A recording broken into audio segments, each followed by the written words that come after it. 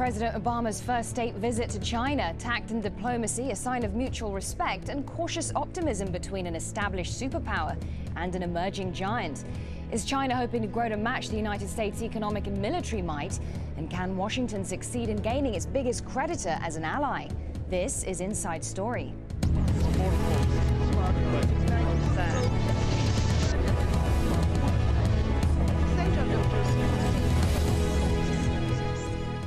Welcome to the program. I'm Mariam Namazi.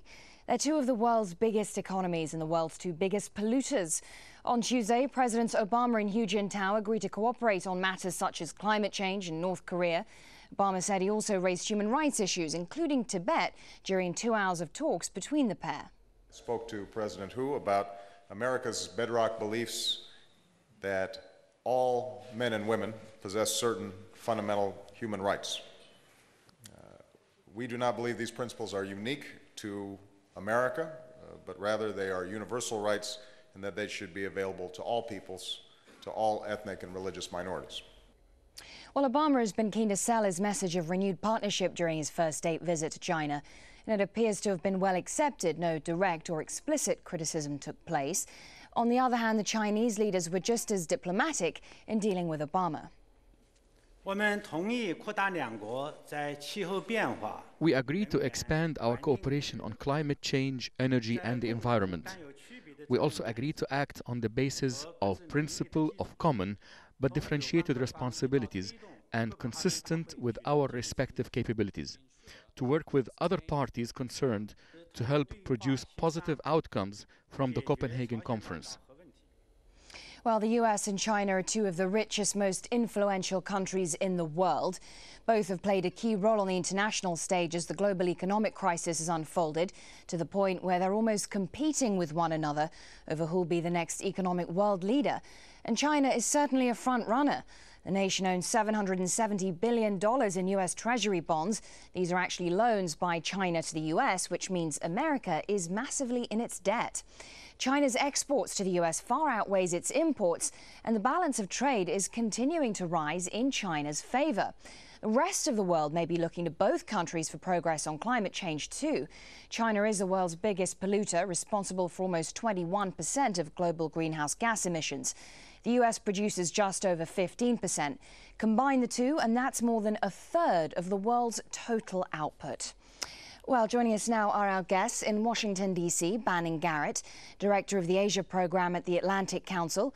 And our next two guests are in the UK, in London, Andrew Leung, he's a China Affairs Analyst, and in Birmingham, Adam Quinn, he's a Lecturer of International Studies at the University of Birmingham. Thank you, gentlemen, for joining us. Adam Quinn, if I can start with you, describe to us the significance of the US-China relationship. It's enormously important. It's probably, I would go so far as to say, the single most important bilateral relationship for the future of the world over the next 50 years. The background to this trip is that the power of China economically and perhaps also in potential politically and diplomatically has been increasing considerably over the last couple of decades. The United States is still by far and away the world leader in both military and economic terms, but clearly its relative status compared to China is changing. China is on the way up, and the management of that process is going to be absolutely crucial to world stability over the coming years. The Chinese clearly know that they are rising, but they want to be seen to do it in a relatively peaceful, non-threatening way that doesn't get in the way of that progress. And the United States doesn't want to see any bold, aggressive challenges to its authority, but it has to accept the rise of China as a kind of reality on the ground. And therefore, from both points of view, managing this relationship successfully and managing that transition successfully is key, as well as being key for the world. Well, Banning Garrett, how have US-China relations evolved under President Barack Obama in comparison with the previous Bush and Clinton administrations? Well, I think you see real continuity between the previous administrations and the Obama administration.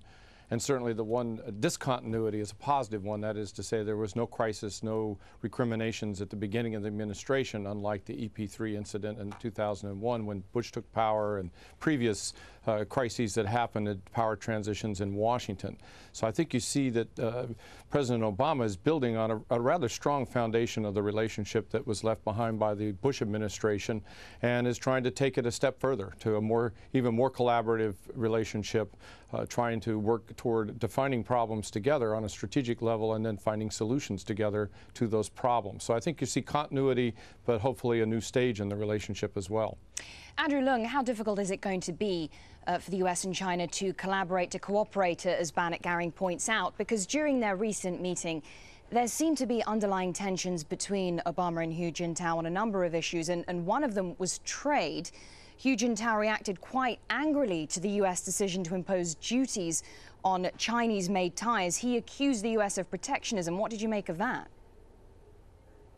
Well, I think that this relationship doesn't mean that both sides will set aside their differences. And I think that the marked difference compared with previous presidential visits from the United States is that America sees China now moving from a position of maybe asking China to be a responsible stakeholder to one where both sides are actively, proactively seeking definite areas for a more trustful cooperation.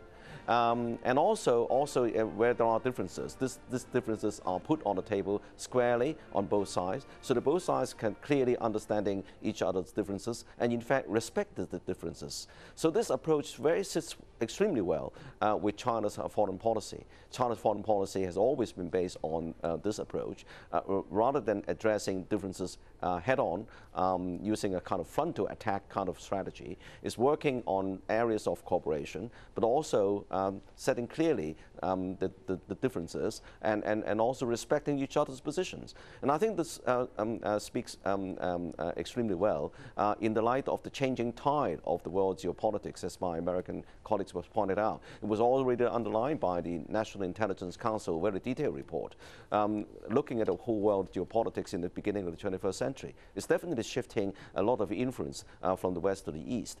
But let's not forget, even though China's economy is set to overtake that of Japan next year, and in fact the United States in the middle of the first half of the 21st century, China is still a very, very poor country if we divide it into the population. And even by the year 2050, when China exceeds the economy by a huge percentage. Garrett, if I can ask you to comment on this issue of trade, is there a double standards going on here? Because on the one hand, the US wants more access to Chinese markets and tougher action on piracy of US products like films and games. But on the other hand, the US has imposed duties on Chinese-made goods. Well, I think that, back up for 1 second and say I think that the way to look at this relationship as it's evolving is in a global strategic context and a new context over the last decade, let's say, and looking out in the future where we have, on a strategic level, we have common interests. We're in the same boat. When it comes to the global economy, we're in the same boat. On global climate change, we're in the same boat. On a whole range of issues, we face the same strategic challenges. They can't be met unilaterally. We have to work together with other powers, and especially US and China have to work together to solve them.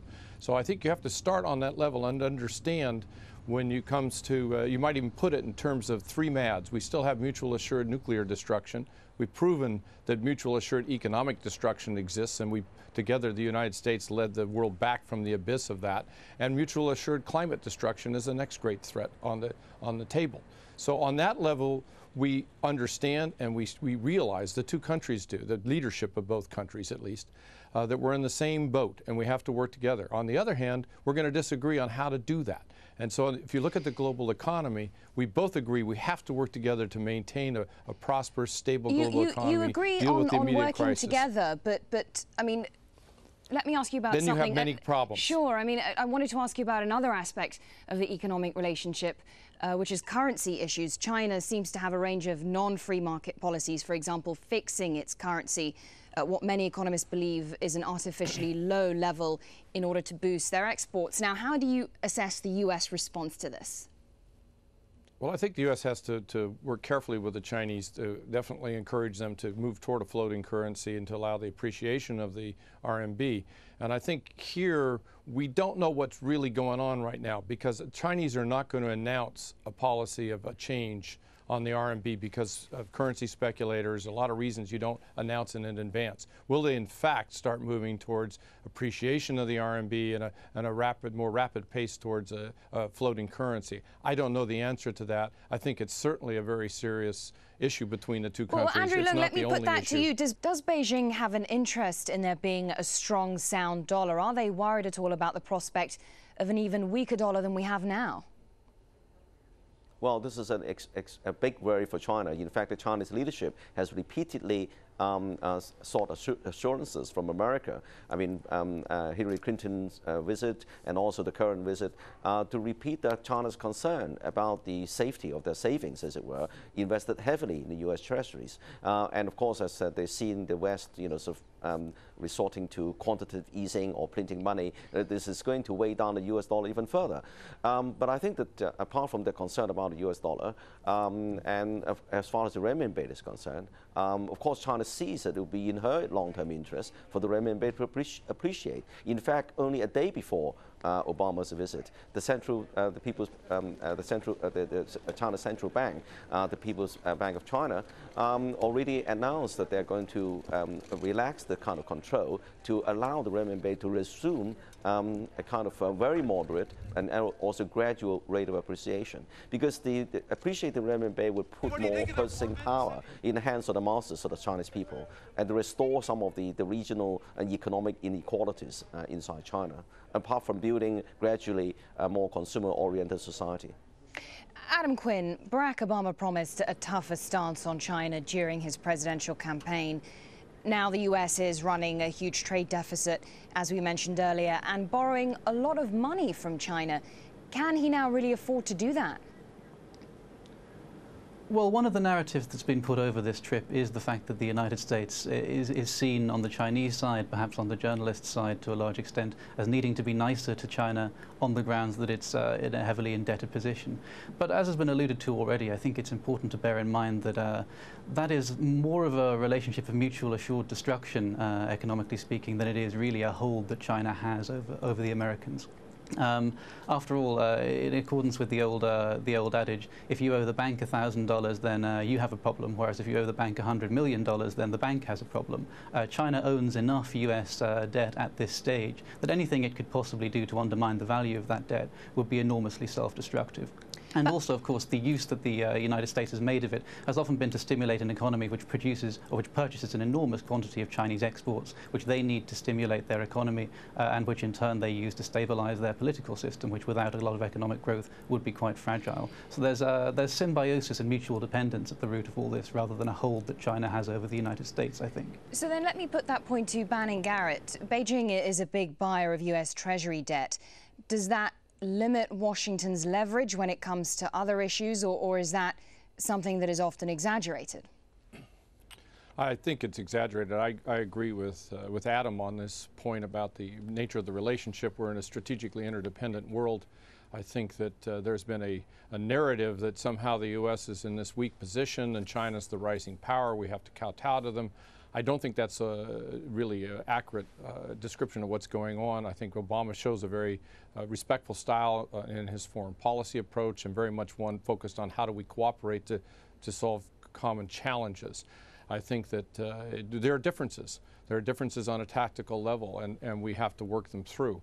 But I think that this relationship is a very healthy one and has grown very strong. The two sides at the top leaders really understand they're strategically interdependent and see each other as partners trying to cooperate. They face domestic pressures on both sides. We have our protectionist pressures in this country from people who have been hurt by globalization. They have a similar set of issues and people putting pressure on them. It's hard for the two governments to coordinate everything. But looking for leverage, I think, is really not the story that's going on. But you say, Banning Garrett, that it's an equal partnership. And we heard Adam Quinn saying pretty much the same thing, that this is a relationship that is symbiotic, of mutual independence. And yet, during his recent trip, Barack Obama didn't make any sharp public comments about the state of human rights in China. Beijing has always argued against outside interference on these sorts of issues. I mean, looking ahead, do you think we're going to see less and less US criticism of human rights in China? Well, I've been dealing with the U.S.-China relationship now for, 3.5 decades or so. And we made a lot of noise about human rights, and sometimes effectively, sometimes not. And I think that you know, the public demands on China are usually not very successful. They create a real big backlash in China, not just from the leadership. And so if you're trying to think about how we effectively support the development of more respect for human rights in China and a more society that follows values we hold dear, I think Obama's approach is simply a better approach. And that he's saying very frank things in private, and we're also doing a lot, and the EU is doing a lot to support the rule of law and a lot of other efforts to improve the human rights situation in China, which frankly I think that the leadership itself would like to do as well. Adam Quinn, on the issue of Iran and North Korea, the US has sought Beijing's support in convincing North Korea to abandon its nuclear weapons and also in reining in Iran's nuclear program. Did Obama achieve anything during the summit with respect to those two things?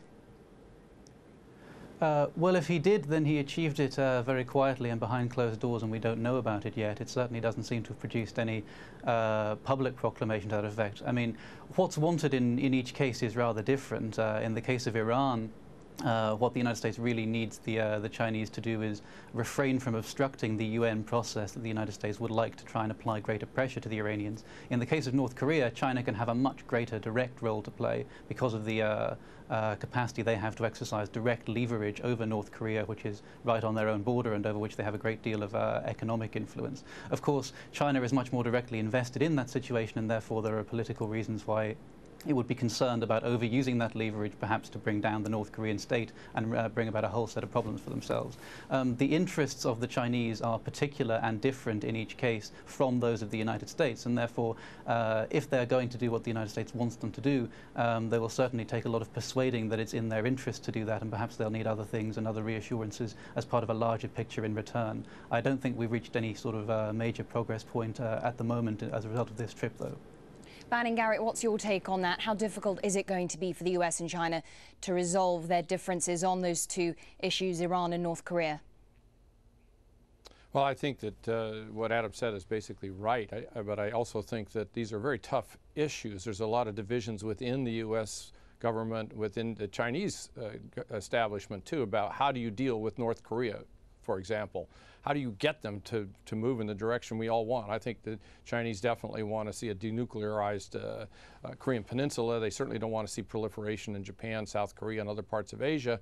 But they also don't want the collapse of the North Korean regime leading to massive refugee flows and just instability in the region right on their border. And how do you balance those two things? How do you get the North Koreans to do what we all want them to do and not have a collapse or maybe just simply ineffective pressure? They have a very negative view of the North Koreans, that basically any time you try to push them around, they'll go eat dirt, basically. You can't just push them into a corner and expect them to do what you want. So they don't know quite how to use what leverage they have, I think. It's been perplexing for them for a long time. Andrew Lung, do you agree? On the Iran... Well, no, I think that all these international geopolitical issues underlies a basic difference in approach between China and America. I think both sides see that these issues are critical to world peace and stability, and both sides want that. But it's a question of approach. China's approach is always based on non-confrontational tactics or maneuvers. So in the case of Iran, for example, China has long advocated talking to Iran, but also avoiding confrontational measures or drastic measures, which could destabilize the situation. I mean, you look at the question of Iraq and also North Korea.